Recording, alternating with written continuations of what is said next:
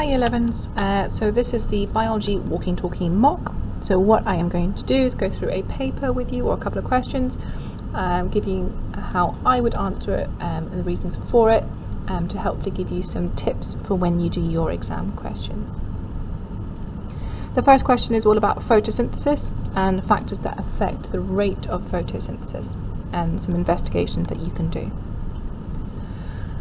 Sulfur dioxide is a gas released when oil and coal are burned. Sulfur dioxide dissolves in water to make an acid. Scientists think that this might harm plants by affecting the rate of photosynthesis. The question goes on to say that photosynthesis is controlled by enzymes. Which two statements explain how an acid could affect photosynthesis? So just always be careful. If they say give two, always only give two. Okay, because if you give two correct answers but then give a third which is incorrect, you'll get minus marks. You'll only get the one. Alright, so always read the questions carefully, see how many statements they want you to do, and therefore you won't risk losing any marks.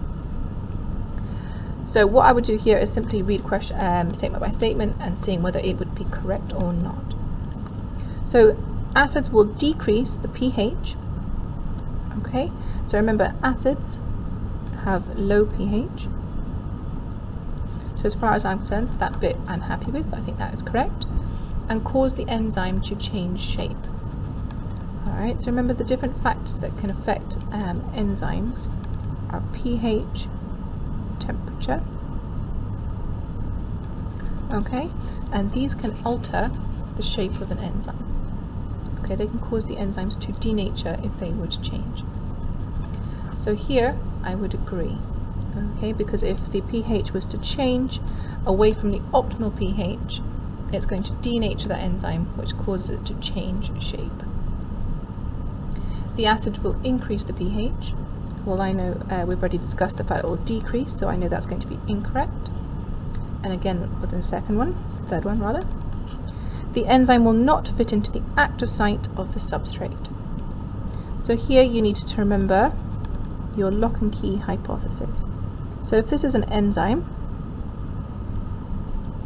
alright, and on my enzyme I have got an area which binds to my substrate, and that is your active site.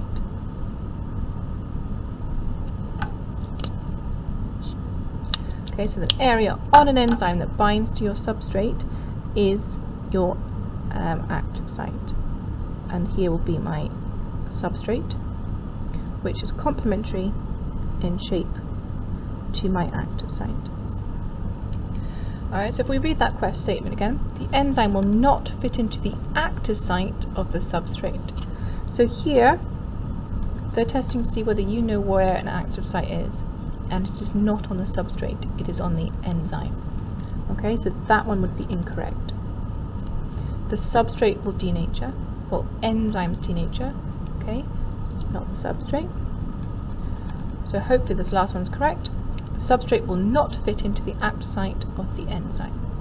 Alright, and this statement will be correct because if the shape of the enzyme changes, as we've said here, right, the active site will change, and therefore the substrate will no longer be able to bind into the active site. So that one would be correct. Okay. Part B is the students take some spinach leaves and spray them with water containing different concentrations of sulfur dioxide. They then measure the rate of photosynthesis of the leaves, and the graph shows their results. So if you look at the graph before we go on to the questions, it shows the rate of photosynthesis as our dependent variable on the x-axis, and we've got our independent variable, the concentration of sulfur dioxide, on the x-axis. And as you can see, as we increase the concentration of sulfur dioxide, we have a decrease in the rate of photosynthesis. So we are seeing a negative correlation.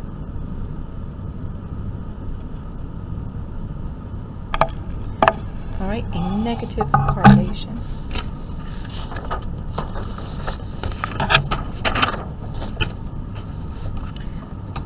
So the students plotted the graph, the rate of photosynthesis as a percentage of the rate in a control experiment. The control experiment involves spraying the leaves with different substance. Suggest what the substance the student used to spray the leaves as a control. So a control practical is there to show that your change that you are seeing is because of the independent variable and not something else. So when you see what they're preparing, that apologies. When you look at see what they are preparing their independent variable, okay, they water containing different concentrations of sulfur dioxide. So in the solution we've got water and sulfur dioxide. So here we want to see whether it's the water or the sulfur dioxide that's causing the change in the rate. So our control will be water, because if the control shows a difference, therefore we can't conclude that it's the sulfur dioxide. So our control one is simply going to be water. Okay, notice I've literally given a one word. It's just suggest. I'm giving my answer, alright, based off my knowledge of designing my practicals, and it's just one, so just a nice simple 1 mark. One of the students makes this conclusion: the results of our experiment show that sulfur dioxide is affecting the plant and is doing this because it forms an acid. So this conclusion can almost be split into two. So the results of our experiment show that sulfur dioxide is affecting the plant. Okay, that's the result. And then they go on to give the explanation. And it is doing this because it forms an acid. Discuss whether this is a reasonable conclusion to make from the student's results. So here, discuss whether it is reasonable. They want you to give like a for and against. An argument for and against. It's 2 marks, I want 2 points. Alright, so the results show it's sulfur dioxide affecting the plant. Well, I feel like we can agree on that one, okay, because if we look at our graph, as the concentrations of sulfur dioxide increased, alright, our rate of photosynthesis decreased. So it does look like the fact that the concentration of sulfur dioxide is affecting the rate of photosynthesis. So yes, I would agree with that half of the conclusion. Alright, so I would nice and simply put a point and say yes.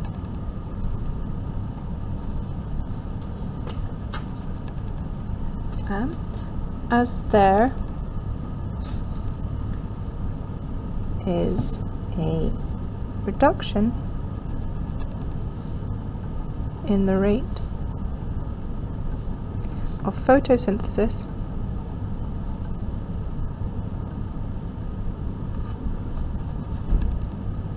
that is linked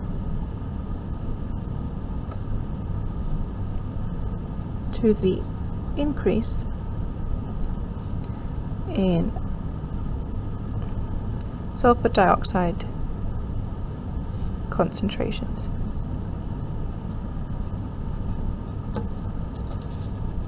Okay, so that's my first part. However, our conclusion is split into two, and it's doing this because it forms an acid. So, I want you to always remember the statement: correlation does not always mean causation. Okay, so even though we've got a correlation, there's no evidence on this graph that's showing that the fact that it's because of an acid. We have no causal link here. Okay, so we cannot support that part of the conclusion.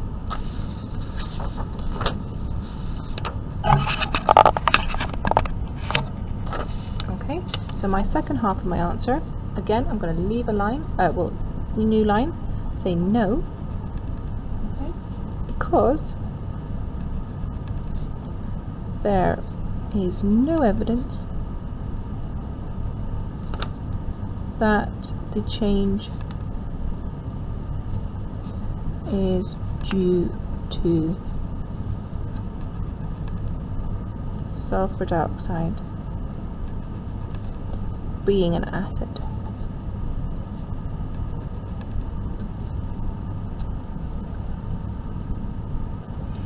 Okay, so I've got 2 points, nice and simple, on separate areas so the marker can see them nice and clearly.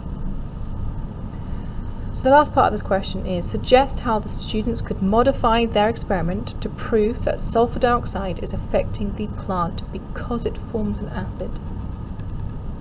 So because we want to now test whether it's the acid doing the change, we can simply just repeat our practical but with different acids to see whether they have the impact. And if they did, that would provide evidence that it's the acid affecting the rate of photosynthesis. Alright, so 1 mark, so I just have to give 1 point. Alright, so it's just going to be repeat the investigation with different acids. There we go, nice and simple. Alright, the next question is about plant diseases, and also involves an investigation as well. So, plant diseases can be caused by bacteria, fungi or viruses. Complete the table by choosing the words from this list to identify the cause of each of the diseases. You can use each word once, more than once, or not at all. Okay, so make sure that you have read that clearly. Okay, because you can use them once, more than once, or not at all. Alright. So, our list is bacterium, fungus, and virus. So this is a simple knowledge recall question. You're either right or you're not. Barley mildew is caused by a fungus. Crown gall disease is spread in the soil, and it is caused by bacterium. Whereas tobacco mosaic disease is a virus. Okay, if you don't know these ones, okay, put a star on it. When you're doing, if you were to come across this in your exam, put a star on it, come back to it. Don't spend time, you either know it or you don't. Okay, don't spend time wasting if you can get marks elsewhere. But have an answer, put a star on it, and you can come back. Tomatoes are important to food crop. They can be infected by a number of different pathogens. It is important to farmers to identify which pathogen is infecting their tomatoes as soon as possible. Give 2 reasons to explain why. Now, any question that talks about farmers, I want you to always relate to the cost. So a farmer needs to grow crops and they need to make money from it. They want to grow crops as cheaply as possible without losing the crops. Okay, that is their aim. So always relate it to cost and think cost. So give 2 reasons why. Okay, it's important to identify what is infecting anything quickly because it allows you to determine the type of treatment to use. Okay, because we can only give treatment if we've diagnosed it. So to enable them to give the correct treatment.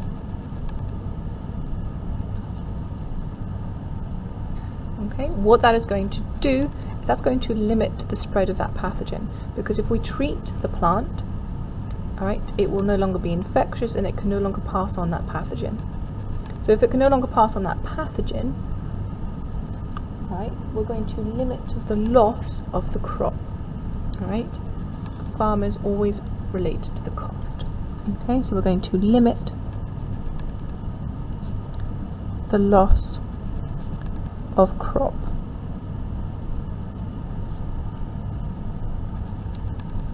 Okay. Alright. Tomatoes can be infected by 2 types of disease, cause early blight and late blight.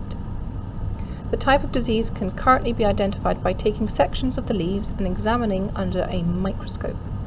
Okay, so here you literally cut a bit of the leaf off and then you can treat it and put it underneath a slide and put it under the microscope. Scientists are developing a new method of identifying these two diseases. They can scan a leaf with a light for 10 seconds and measure the wavelengths of light that are reflected. Give one reason why the new method may be an improvement on the current method. So here you just need to talk about your knowledge of how you can create microscope slides. Okay, the most important one here is the fact that you have damaged the leaves. Okay, you've damaged the leaves, and therefore you're going to reduce the amount of crop. Okay, this will be much quicker. This process will take minimum 30 minutes. Okay, and then you're going to have to analyze it 10 seconds, and you can measure the wavelengths. That is very quick. You can do that in the field as well. Okay, so I'm going to give two reasons, but just so that you can get an idea of what other alternative answers there were. But please, please, please only give one, because again, if you give two reasons, one being incorrect, you are going to lose that mark. So 1, faster, as only takes 10 seconds. 2,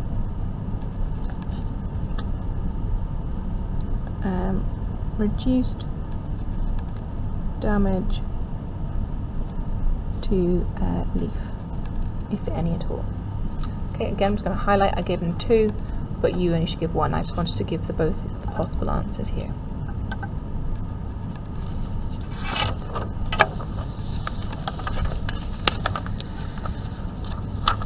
So the diagram shows the results of scanning 3 different tomato leaves. One leaf has early blight, one leaf has late blight, and the other is healthy. Okay, and this kind of graph, it is sometimes difficult to see which line is what, so you're always welcome to have a different highlighter and to highlight your lines easier so you can see them more easily. Okay, so I'm just going to highlight the late blight with my highlighter there. Alright, and then this is my healthy. So I'm going to write healthy here, just to help me see. Then it's going to be late, and then early. And just to be consistent, I'm just going to highlight the late so I can see it.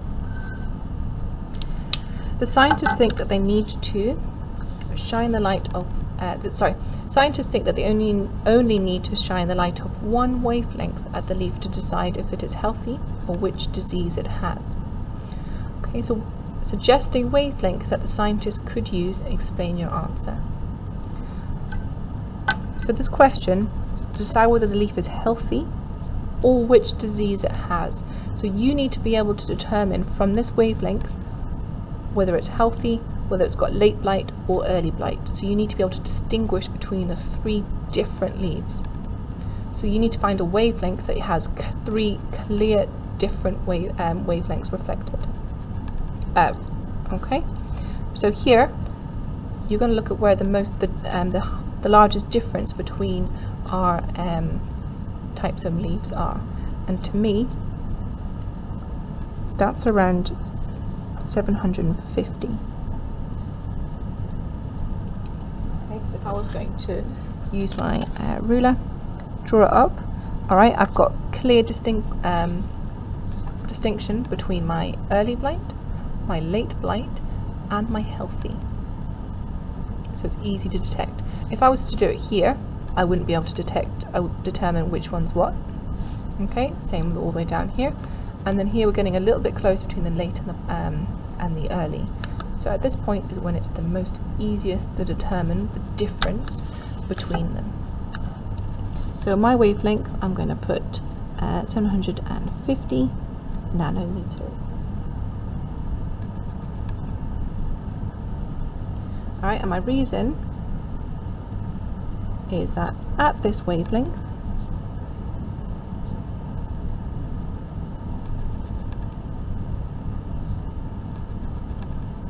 there is a large difference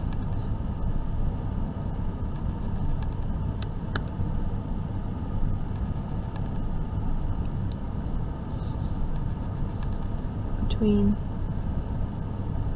diffraction of light reflected in all three types of leaves. Okay, I've given my answer and a clear explanation to get me my 2 marks.